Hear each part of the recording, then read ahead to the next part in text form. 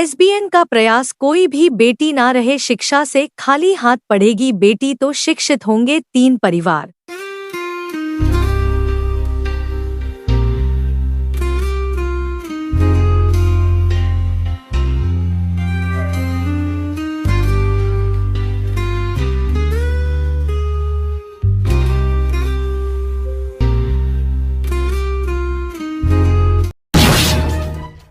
नमस्कार, आप देख रहे हैं यूट्यूब। मैं हूं आपके साथ आपका दोस्त आपका होस्ट विजय सिंह। आज हमारी मौजूदगी है विजयनगर में। विजयनगर लाइव बात क्षेत्र लगता है सदर विधानसभा 56 में। आज हमारे साथ मौजूद है रवि गौतम जी, जो बसपा सुप्रीमो बहन मायावती जी का आशीर्वाद लेकर आए हैं। आज बात करते हैं, बातचीत करते हैं। रवि गौतम जी, बहुत बहुत स्वागत है आपका हमारे न्यूज चैनल में। आप बहन जी का आशीर्वाद लेकर आए, क्या आपका टिकट फाइनल हुआ या नहीं? देखिए, हमने आदरणीय बहन जी से मुलाकात, वो एक कार्यकर्ता के रूप में शिष्टाचार मुलाकात की। रही बात प्रत्याशी की, तो एक कार्यकर्ता का एक सपना होता है अपने नेता से मिलना और क्षेत्र की सेवा के लिए संवैधानिक रूप से ताकत को और बढ़ाना। तो हमने बहन जी से अपना बात रखी कि बहन जी, अगर हमें प्रत्याशी बनाया जाता है तो हम सीट जीत करके ये सीट आपकी में रहने का आश्वासन है। बाकी जो शीर्ष नेतृत्व की जिम्मेदारी होगा, उनका फैसला होगा, बहन जी का आदेश होगा, उसको माना जाएगा। आप के अलावा और भी गणेश परिक्रमा करते हैं, इस बारे में जानना चाहते हैं? देखिए, लोकतंत्र में सभी को अधिकार है अपनी बात रखने का, भिन्न भिन्न दलों से अपनी बात रखने का।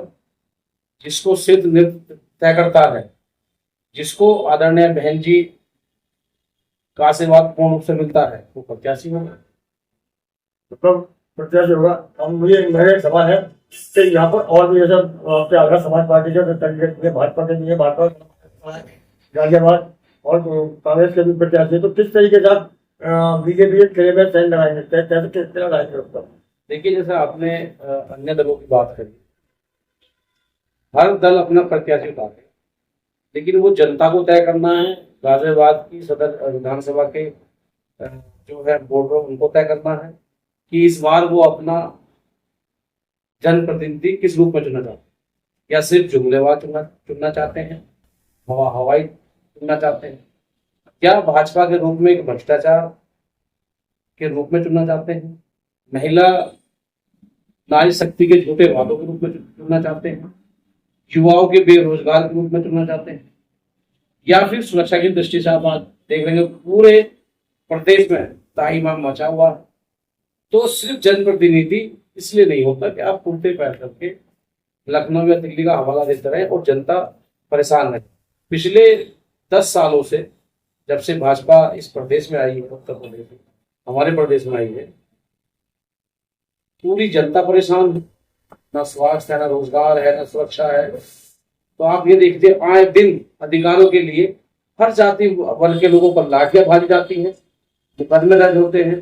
ऐसा कोई सा परिवार पूरे प्रदेश में नहीं बचा जिसके ऊपर मुकदमे ना हो अपने न्याय के लिए, जिसपे मुकदमे ना हो अपने हक अधिकारों के लिए, अपने रोजगार के लिए, अपने मान सम्मान के लिए।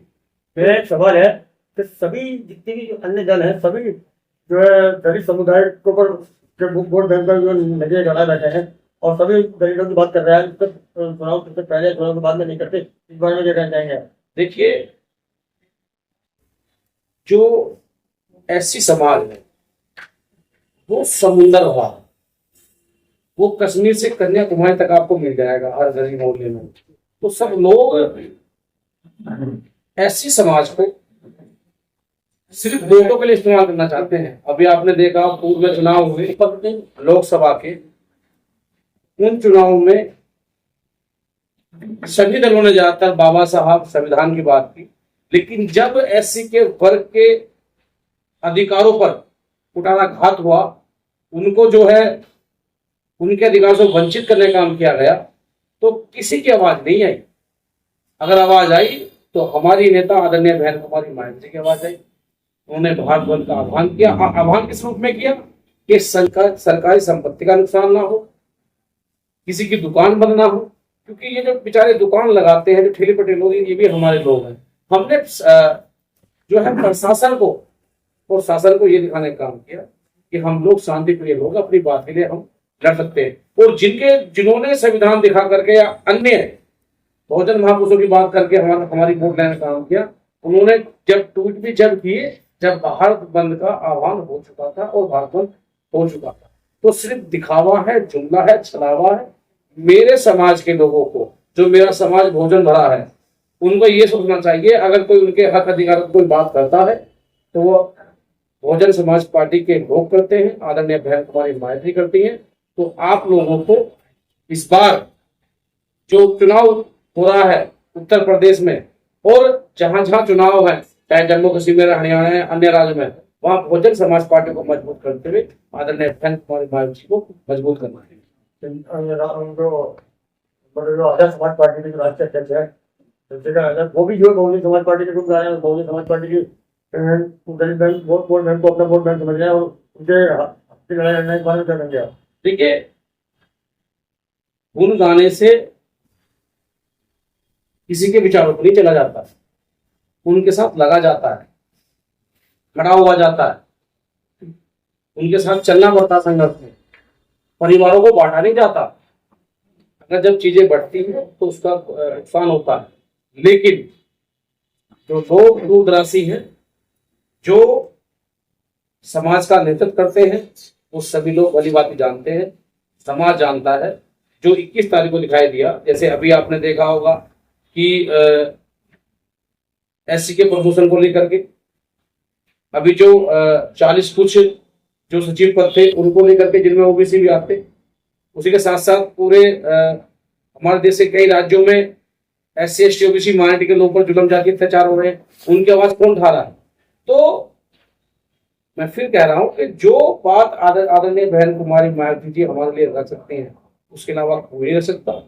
हाँ, मैं ये जो कह सकता हूँ कि कुछ लोग, जो मान्यवर काशीराम साहब ने कहा था, जो हमारे बुद्धिजीवी समाज के लोगों ने किताबें लिखी थी, काशीराम साहब के जो शब्द थे, ये हर समय में कुछ छलावे आते हैं, उनसे सावधान रहना है।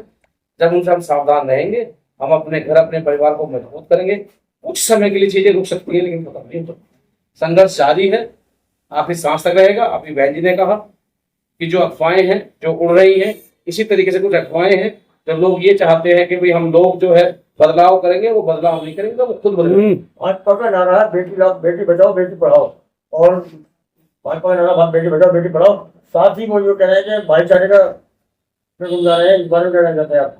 जो भाजपा का नारा है, बेटी राम को लाए हैं, जो राम को लाए हम उनको लाएंगे। देखिए, पहले हम जो भाजपा का नारा है कि भाई बेटी बचाओ बेटी पढ़ाओ का जो नारा है, जब बेटी बचेगी नहीं तो पढ़ेगी कहाँ से? आज हमारे देश की बेटियां, जिसमें कोई उम्र सीमा नहीं है, उनके साथ आए दिन शोषण होता है और शोषण की सीमाएं पार हो जाती हैं। अगर मैं नाम गिनवाने पाऊं तो काफी लंबे समय लग जाएगा। कोई ऐसा जिला नहीं बचा जहां हमारी बहन बेटियों के जो है शोषण ना किया गया हो, और जिस किस रूप में, चाहे वो बिहार की घटना हो, चाहे उत्तर प्रदेश की घटना हो, मणिपुर में तो हमारी बहन बेटियां, हमारे देश की बेटियां प्रधानमंत्री जी के नाक के नीचे निवस्त्र घुमाई गई, आज तक वहां प्रधानमंत्री जी द्वारा नहीं किया। तो ये झूठे वादे हैं। आप देखिए बुलंदशहर की घटना, 6 साल की बेटी के साथ क्या हुआ। कानून के नाम पर भाजपा ने खिलवाड़ किया है।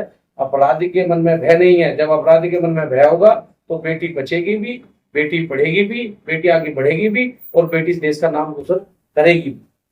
कलकत्ता वाले कांड पर भाजपा बसपा क्यों चुप रही है? देखिए, जो कलकत्ता का जो कांड हुआ उसमें बसपा चुप नहीं रही। संवैधानिक रूप से काम करना बसपा की पहली प्राथमिकता रही है। सिर्फ हाय हुल्ला करना, तोड़फोड़ करना। अगर आप ये कहते हैं कि कलकत्ता वाले कांड में बहन जी नहीं होगी, तो आप बहन जी का ट्वीट चेक कीजिए। आपकी पत्रकार बिंदु चलाया है कि वो उस स्टेट की मुख्यमंत्री महिला है, तो उनको ठोस निर्णय चाहिए, और वो चीजें भी सामने खुलकर आ गई है। आपके शब्दों में पत्रकार महोदय, आपने बेटी का नाम तो लिया, लेकिन कलकत्ता का आपने इसलिए नाम लिया कि वहां पे जो है टीएमसी की सरकार है। तो पत्रकारों को भी अपनी जो है नीति साफ रखनी पड़ेगी कि सिर्फ कलकत्ता नहीं है, आप उत्तर प्रदेश का नाम भी लें, आप बिहार का नाम भी लें, आप राजस्थान का नाम भी लें, आप गोवा का नाम भी लें। क्योंकि कलकत्ता को इसलिए कहा गया, वो बेटी हमारी है, वो डॉक्टर है, वो हमारे भगवान के रूप में, हमारे देवी के रूप में सबसे पहला हक उनका होता है जब हमें कुछ खतरा होता है, हम बीमार होते हैं। कोरोना में डॉक्टर ने हमारे बचाने के लिए कुर्बानी तक दे दी, लेकिन हम सबको एक आंख देखें। मेरा एक काफी सवाल है आपसे। ये क्षेत्र विजयनगर क्षेत्र शहर से कटा हुआ है, अलग है, इसमें कई समस्याएं लोग आए होती है। इन समस्याओं को किस तरीके देंगे? तभी यहाँ की समस्या उठाना है, डिग्री कॉलेज की, अस्पताल की, आप किस तरीके से देखते हैं? देखिए, मैं लगातार काफी लंबे समय से संघर्ष कर रहा हूँ जिला गाजियाबाद में, और अब मैं गली गली जा रहा हूँ। जैसे इस देश के प्रधानमंत्री माननीय मुख्यमंत्री जी सिर्फ वादे करते काम नहीं होते, उसी प्रकार से जो हमारे सांसद गर्ग साहब हैं, उन्होंने यहाँ 2 बार विधायकी उनके पास रही। आज भी जो स्लम एरिए हैं, गरीब एरिए हैं, जहाँ मजदूर किस्म के लोग रहते हैं, जो 8 घंटे काम करते हैं, उनके गलियों में आज तक जो है आधे आधे पैर पानी भरा हुआ है, नालियां खराब है। जब बारिश पड़ती है वो अपनी ड्यूटी पे जा पाते। और जिसको देखना है वो हमारे साथ चले, और इस जिले के माननीय सांसद जो पहले विधायक थे, जो जनप्रतिनिधि हैं, वो मुझे बताएं हमें कहाँ जाना है। सिर्फ कोच एरिया में रहने से विकास नहीं होता। सिर्फ जहां आप रहते हैं वहां आईएएस होंगे, पीसीएस होंगे, लेकिन एक तबका और है जो वोट भी देता है, जो हाउस टैक्स भरता है, जो बिजली का बिल भी भरता है, टैक्स देकर के देश और प्रदेश को मजबूत करता है, लेकिन वो आज भी मलिन बस्तियों में रहने को मजबूर है। क्यों मजबूर है? क्योंकि जो हमारे जनप्रतिनिधि है वो जाते नहीं है। तो इस बार सदर विधानसभा की जनता ने एक गरीब परिवार के बेटे को आश्वासन देने का प्रयास किया है, बहन जी का आशीर्वाद मिलता है, तो इस बार आंकड़े चौंकाने वाले होंगे। जैसे कि भाजपा ने जो है 2 बार खेला है, हिंदू मुस्लिम बार खेला है, सबको इकट्ठा करते हुए हिंदू मुस्लिम करते, तो बार में क्या करते हैं? देखिए पत्रकार महोदय, आप बिल्कुल सच बोल रहे। सच्चाई इसमें कि भाजपा सिर्फ हिंदू मुस्लिम बढ़ती है, विकास की बात कभी करती ही नहीं है। अगर विकास की आज बात करती तो आज हमारे गली मोहल्ले बटेंगे तो कटेंगे नहीं। लेकिन जैसे आप कह रहे हैं इनकी भाई जब बटेंगे जब भी कटेंगे, तो भाई वो बांटना है, वो बांटना है, हम तो जोड़ेंगे भी और साथ लेकर चलेंगे भी। ये हमारा नाम है, ये हमारे नेता का नाम है। ये हमारे साथ सभी को जिनको आशीर्वाद प्राप्त हुआ है। आप देख लेंगे कि बैंक किस बारे में जाती है, रवि जी की जाती है, या और जो बैंक जाती है। हमारी बहुत बहुत शुभकामनाएं। आज की खबरों में फिर मुलाकात होगी किसी और खबर में, तब तक कीजिएगा।